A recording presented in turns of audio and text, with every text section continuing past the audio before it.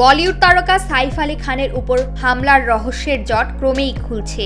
এই মামলায় ধরা পড়েছেন ৩০ বছর বয়সী শরীফুল ইসলাম শেহজাদ মোহাম্মদ রহিলা আমিন ফকির। গত বুধবার হামলার ঘটনাটি পুনর্নির্মাণ করতে আজ ভোরবেলায় অভিযুক্তকে সাইফ কারিনার বাসায় নিয়ে যাওয়া হয়েছে।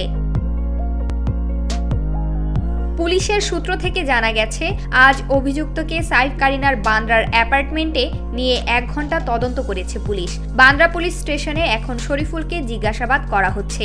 সাইফের উপর যে ছুরি দিয়ে হামলা করা হয়েছিল তার তৃতীয় টুকরা খুঁজে বার করার জন্য পুলিশ স্টেশনের বাইরে আনা হয়েছিল তাকে।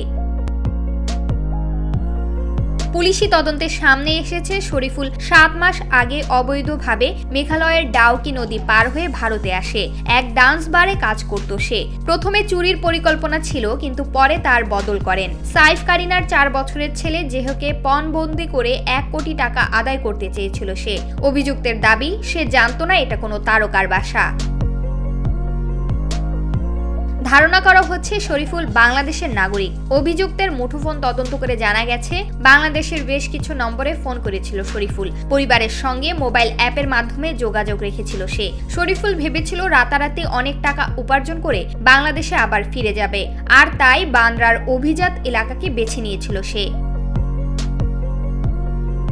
শরীফুল পুলিশকে জানিয়েছেন, পশ্চিমবঙ্গের কারো আধার কার্ড ব্যবহার করে সিম কার্ড নিয়েছিল সে।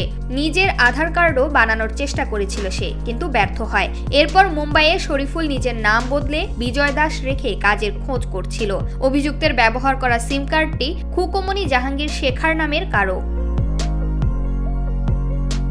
এই হামলার অন্যতম সাক্ষী সাইফের বাসার ৫৬ বছরের নার্স এরিয়াম্মা ফিলিপো এই ঘটনায় আহত হয়েছেন। এদিকে ৫ দিন ধরে লীলাবতী হাসপাতালে চিকিৎসাধীন সাইফ। দীর্ঘ ৫ ঘন্টার অস্ত্রোপচারের পর প্রথম দিন তাকে আইসিইউতে রাখা হয়েছিল।